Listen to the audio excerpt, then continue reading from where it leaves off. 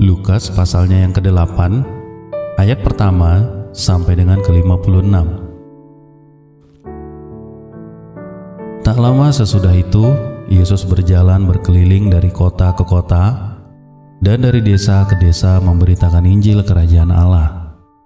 Ke-12 muridnya bersama-sama dengan dia, dan juga beberapa orang perempuan yang telah disembuhkan dari roh-roh jahat atau berbagai penyakit, yaitu Maria yang disebut Magdalena yang telah dibebaskan dari 7 roh jahat, Yohana istri Kusa, bendahara Herodes, Susana, dan banyak perempuan lain. Perempuan-perempuan ini melayani rombongan itu dengan kekayaan mereka. Ketika orang banyak berbondong-bondong datang, yaitu orang-orang yang dari kota ke kota, menggabungkan diri kepada Yesus. Berkatalah ia dalam suatu perumpamaan, adalah seorang penabur keluar untuk menaburkan benihnya.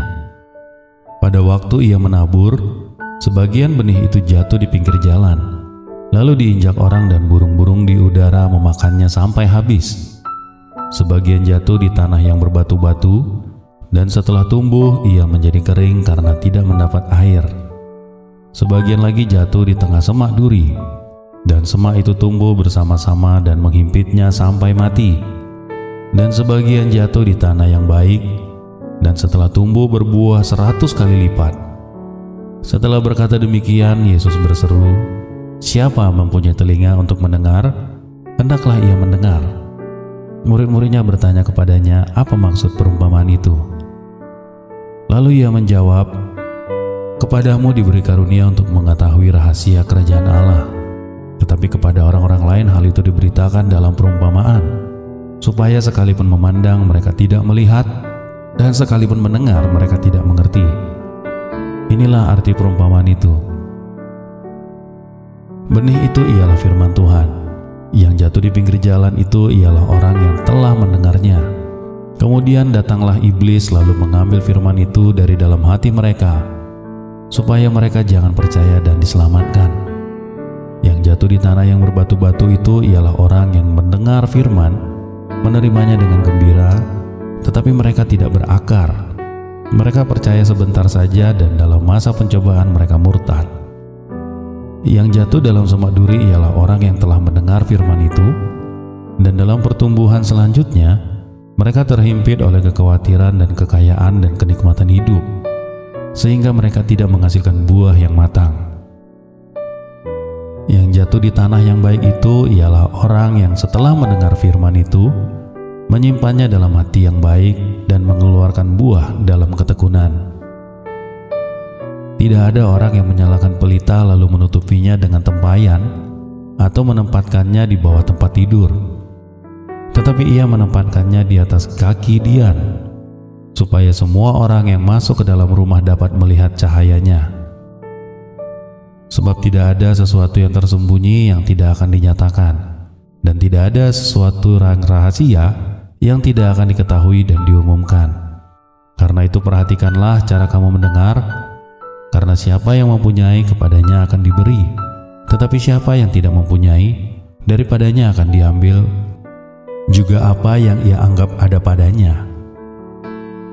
Ibu dan saudara-saudara Yesus datang kepadanya, tetapi mereka tidak dapat mencapai dia karena orang banyak. Orang memberitahukan kepadanya, "Ibumu dan saudara-saudaramu ada di luar dan ingin bertemu dengan engkau." Tetapi ia menjawab mereka, "Ibuku dan saudara-saudaraku ialah mereka yang mendengarkan firman Allah dan melakukannya." Pada suatu hari Yesus naik ke dalam perahu bersama-sama dengan murid-muridnya, dan ia berkata kepada mereka, "Marilah kita bertolak ke seberang danau." Lalu bertolaklah mereka, dan ketika mereka sedang berlayar, Yesus tertidur. Sekonyong-konyong turunlah taupan ke danau sehingga perahu itu kemasukan air, dan mereka berada dalam bahaya. Maka datanglah murid-muridnya membangunkan dia, katanya, "Guru, guru, kita binasa." Ia pun bangun lalu menghardik angin dan air yang mengamuk itu, dan angin dan air itu pun reda dan danau itu menjadi teduh. Lalu katanya kepada mereka, "Di manakah kepercayaanmu?" Maka takutlah mereka dan heran, lalu berkata kepada orang yang lain, siapa gerangan orang ini, sehingga ia memberi perintah kepada angin dan air, dan mereka taat kepadanya. Lalu mendaratlah Yesus dan murid-muridnya di tanah orang Gerasa yang terletak di seberang Galilea. Setelah Yesus naik ke darat, datanglah seorang laki-laki dari kota itu menemui dia. Orang itu dirasuki oleh setan-setan, dan sudah lama ia tidak berpakaian dan tidak tinggal dalam rumah, tetapi dalam pekuburan. Ketika ia melihat Yesus, ia berteriak dan tersungkur di hadapannya dan berkata dengan suara keras, "Apa urusanmu dengan aku, hai Yesus, Anak Allah yang Maha Tinggi? Aku memohon kepadamu supaya engkau jangan menyiksa aku." Ia berkata demikian sebab Yesus memerintahkan roh jahat itu keluar dari orang itu. Karena sering roh itu menyeret-nyeret dia, maka untuk menjaganya, ia dirantai dan dibelenggu. Tetapi ia memutuskan segala pengikat itu dan ia dihalau oleh setan itu ke tempat-tempat yang sunyi. Dan Yesus bertanya kepadanya, "Siapa namamu?" Jawabnya, "Legion," karena ia kerasukan banyak setan. Lalu setan-setan itu memohon kepada Yesus supaya ia jangan memerintahkan mereka masuk ke dalam jurang maut. Adalah di sana sejumlah besar babi sedang mencari makan di lereng gunung. Lalu setan-setan itu meminta kepada Yesus supaya ia memperkenankan mereka masuk ke babi-babi itu. Yesus mengabulkan permintaan mereka. Lalu keluarlah setan-setan itu dari orang itu dan memasuki babi-babi itu. Kawanan babi itu terjun dari tepi jurang ke dalam danau lalu mati lemas. Setelahnya penjaga babi itu melihat apa yang telah terjadi, mereka lari lalu menceritakan hal itu ke kota dan ke kampung-kampung sekitarnya. Lalu keluarlah orang-orang untuk melihat apa yang terjadi. Mereka datang kepada Yesus dan mereka menjumpai orang yang telah ditinggalkan setan-setan itu duduk di kaki Yesus. Ia telah berpakaian dan sudah waras. Maka takutlah mereka. Orang-orang yang telah melihat sendiri hal itu memberitahukan kepada mereka bagaimana orang yang dirasuk setan itu telah diselamatkan. Lalu seluruh penduduk daerah Gerasa meminta kepada Yesus supaya ia meninggalkan mereka, sebab mereka sangat ketakutan. Maka naiklah ia kembali dalam perahu lalu berlayar kembali. Dan orang yang telah ditinggalkan setan-setan itu meminta supaya ia diperkenankan menyertainya. Tetapi Yesus menyuruh dia pergi, katanya, "Pulanglah ke rumahmu dan ceritakanlah segala sesuatu yang telah diperbuat Allah atasmu." Orang itu pun pergi mengelilingi seluruh kota dan memberitahukan segala apa yang diperbuat Yesus atas dirinya. Ketika Yesus kembali, orang banyak menyambut dia sebab mereka semua menanti-nantikan dia. Maka datanglah seorang yang bernama Yairus. Ia adalah kepala rumah ibadat. Sambil tersungkur di depan kaki Yesus, ia memohon kepadanya supaya Yesus datang ke rumahnya.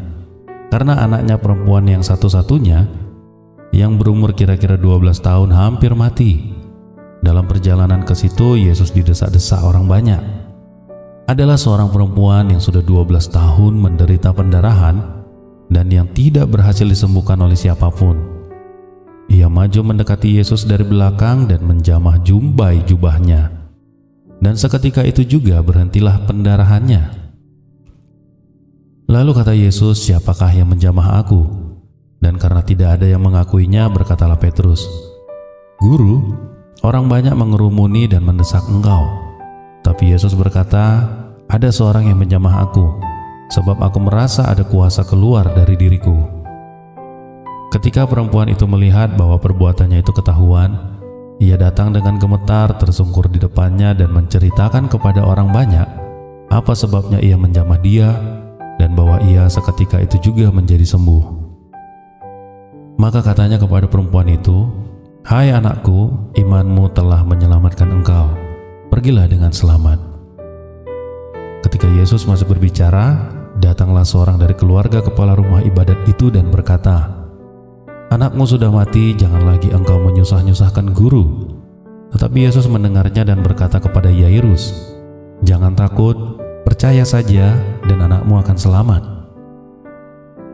Setibanya di rumah Yairus, Yesus tidak memperbolehkan seorang pun ikut masuk dengan dia kecuali Petrus, Yohanes, dan Yakobus, dan ayah anak itu serta ibunya.